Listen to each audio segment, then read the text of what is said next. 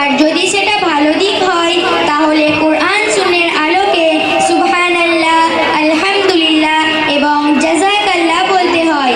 আর যদি সেটা খারাপ দিক হয় তাহলে নাউযুবিল্লাহ বলতে হয়।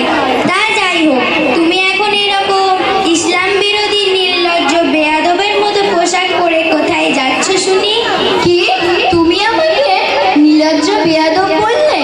কেন? আমি এই ড্রেসটি পরে কি কোনো অপরাধ করেছি? আর তুমি কি ভাবছো আমি তোমার মতো হাব্বা চোব্বা বোরকা পরে ঘুরবো? তা আমার মতো ড্রেসটি পরে লাইফটা এনজয় করতে শেখো। হাই আফসোস, বোরখা পরে কি লাইফটাকে এনজয় করা যায় না বুঝি? তোমার মতো হাজারো মুসলিম মেয়েরা পর্দাকে হালকা ভেবে নিচ্ছে, তাই তো জেনা ব্যভিচারে লাঞ্ছিত বাঞ্ছিত হচ্ছে। এই তোমার সমস্যাটা কোথায় বলো তো? আরে বোন, আমার কোনো সমস্যা নেই, সমস্যাটা হলো তোমাদের। ইসলামের এই সুন্দর সংস্কৃতি ছেড়ে তোমাদেরকে পরচর্চা পরপচামগ্ন সংস্কার করতে ভালো লাগে, তাই তো তোমরা খোলামেলা পোশাকে ঘুরে বেড়াও। এই কখন থেকে শুনছি পর্দা পর্দা করে যাচ্ছ, তা পর্দার মানেটা কি বলো তো? পর্দা মানে হলো আবরণ বা ঢেকে রাখা। পর্দা করা ইসলামের একটি বিধান। আর এই পর্দা সম্পর্কে আল্লাহ রাব্বুল আলামিন পবিত্র কুরআনের মধ্যে কি বলেছেন জানো? কি বলেছেন আবার?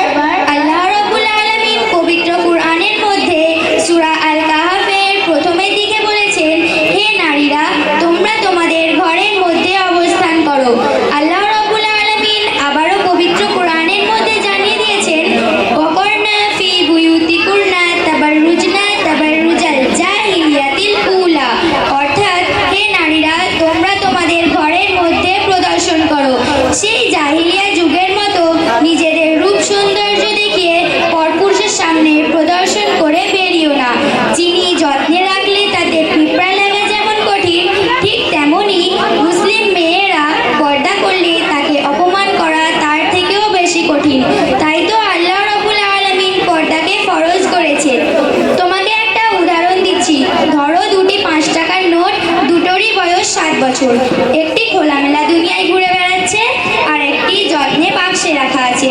যে নোটটা খোলামেলা দুনিয়ায় ঘুরে বেড়াচ্ছে একজনের হাত থেকে অন্যজনের হাতে যাচ্ছে, ফলে সেটা নোংরা হচ্ছে।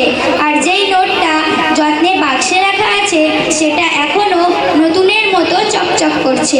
পর্দাকারী নারী ও বেপর্দাকারী নারী ঠিক তেমনই পার্থক্য। তা যাই হোক, তোমার সাথে আজে বাজে তর্ক করে আমি আমার সময়টাকে নষ্ট করে ফেলেছি। আমি চললাম, আমার পিকনিকে যাওয়ার সময় হয়ে গিয়েছে।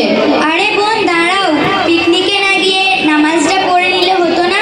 কি কিসব ফালতু বকছো? আমি পিকনিকে না গিয়ে নামাজ পড়বো?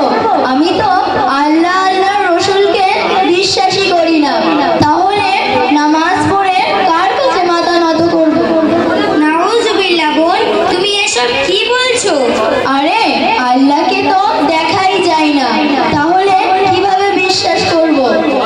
আচ্ছা বোন, তুমি যে এই বাতাসটা অনুভব করছো সেটা কি তুমি দেখতে পাও? শুধু অনুভব করছো, তাহলে সেটা তুমি কেন বিশ্বাস করো? যখন তোমার মাথায় ব্যথা হয় তখন কি তুমি সেটাও দেখতে পাও? শুধু অনুভব করো, তাহলে সেটা কেন বিশ্বাস করো? আর যখন তোমার পেটে ব্যথা হয় তখন কি তুমি সেটাও দেখতে পাও? শুধু অনুভব করো, তাহলে সেটা কেন বিশ্বাস করো?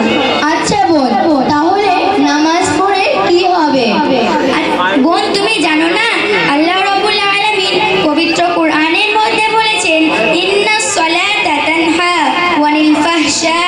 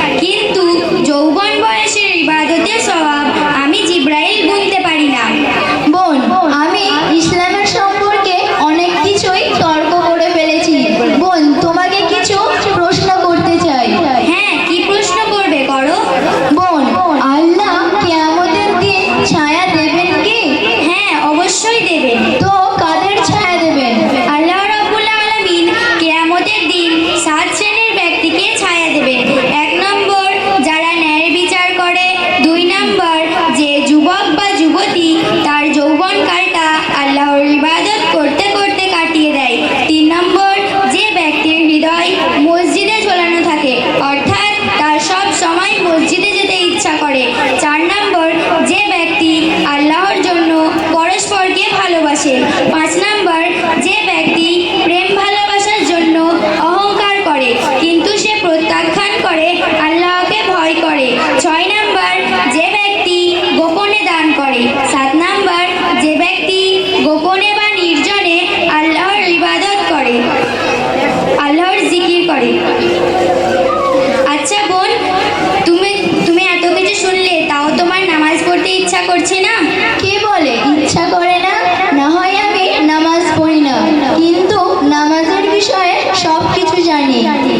আচ্ছা বোন, তাহলে বলো তো নামাজ কত রাকাত, কত ওয়াক্ত? নামাজ 5 ওয়াক্ত। ফজরের নামাজ কয় রাকাত? ও এ কথা, এ তো আমি তুড়ি মেরে বলে দেব। ফজরের নামাজ 6 রাকাত। আচ্ছা বোন, তুমি সানাটা বলো তো। এই, আমাকে কি দেখে পাগল ভাবছো? না, আমায় দেখে মিষ্টি দোকানের ময়রা মনে হচ্ছে। আমি মিষ্টি দোকানের ময়রা না। যে ছানা কিভাবে বানাই সেটা বলবো। তুমি সেটা না যদি পারো, আমার ফোনটা 2 দিনের জন্য ধার নাও। নেটে গিয়ে সার্চ করো ছানা কিভাবে বানাই, দিয়ে দেবে। আর সেটাও না যদি পারো, আমি টাকা দিচ্ছি, মিষ্টি দোকানে গিয়ে ছানা কিনে খেয়ে নিও। ছানা কিভাবে বানাই শিখতে হবে না। আরে বোন, তুমি যেই সানার কথা বলছো এটা সেই সানা নয়। কেন, ছানা কি 2 রকম হয়? আরে বোন, তুমি বলছো খাওয়ার ছানার কথা, আর আমি বলছি নামাজে পড়ার ছানার কথা। ও এ কথা, প্রথমটা একটু বলে দাও, তারপর বলছি। সুবহানাকা আল্লাহুম্মা। থাক থাক, আর বলতে হবে না, বলছি।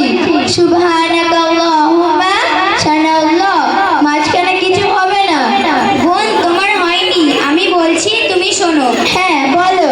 সুবহানাকা আল্লাহুম্মা ওয়া বিহামদিকা ওয়া তাবারাকা ইসমুকা ওয়া তাআলা জাদ্দুকা ওয়া লা ইলাহা গায়রুক। আচ্ছা বোন, আমি ইসলামের সম্পর্কে অনেক কিছু তর্ক করে ফেলেছি। তা আমাকে ইসলামের পথে আসতে গেলে কি কি করতে হবে? প্রথমে তোমাকে তওবা করতে হবে, তারপর আমাদের মাদ্রাসার হাফেজ কারি শাহজাহান সাহেবের কাছে ভর্তি হতে হবে। ইনশাআল্লাহ বোন, আমি ভর্তি হব। বোন, তোমাকে আমি আরো কিছু প্রশ্ন করতে চাই। হ্যাঁ, করো। আচ্ছা বোন, আমি যদি নামাজ পড়ি তাহলে কোন দিকে ফিরে পড়বো? বোন, তুমি জানো না আল্লাহ রাব্বুল আলামিন পবিত্র কুরআনের মধ্যে বলেছেন ফাওয়াল্লি ওয়াজহাকা শাতরাল মাসজিদিল হারাম, অর্থাৎ তোমরা মসজিদুল হারাম তথা থানিয়া কাবার দিকে ফিরে নামাজ আদায় করো। ঠিক আছে বোন, আমি যদি নামাজ পড়ি তাহলে সেটা কিভাবে আদায় করব? বোন, তুমি এটাও জানো না আল্লাহ রাব্বুল আলামিন পবিত্র কুরআনের মধ্যে বলেছেন কুমু লিল্লাহি খালিদিনা, অর্থাৎ তোমরা যখন আমার নামাজ পড়বে তখন তোমার সৃষ্টি সহি শুদ্ধভাবে নামাজ আদায় করবে। আচ্ছা বোন, আমি যদি নামাজ পড়ি তাহলে সেটা আল্লাহর কাছে কিভাবে দোয়া চাইবো? বোন, তুমি এটাও জানো না আল্লাহ রাব্বুল আলামিন বলেছেন উদউ রাব্বাকুম তাদারুআন, অর্থাৎ তোমরা যখন আমার কাছে দোয়া চাইবে তখন নম্র ভদ্রতার সঙ্গে দোয়া চাইবে। ঠিক আছে বোন, তোমাকে অনেক অনেক ধন্যবাদ আমাকে অন্ধকার পথ থেকে আলো পথে নিয়ে আসার জন্য। আরে বোন, ধন্যবাদ আমাকে দিতে হবে না, ধন্যবাদ মহান রব্বুল আলামিনকে দাও। ঠিক আছে বোন, তোমাদের মাদ্রাসার নামটা বলো। আমাদের মাদ্রাসার নাম পানিয়ারা গাউসিয়া চিস্তিয়া মাদ্রাসা। বোন, তাহলে এখন চলি, কাল মাদ্রাসায় দেখা হবে। ঠিক আছে, চলো। আসসালামু আলাইকুম ওয়া রাহমাতুল্লাহি ওয়া বারাকাতুহু। মাশাআল্লাহ।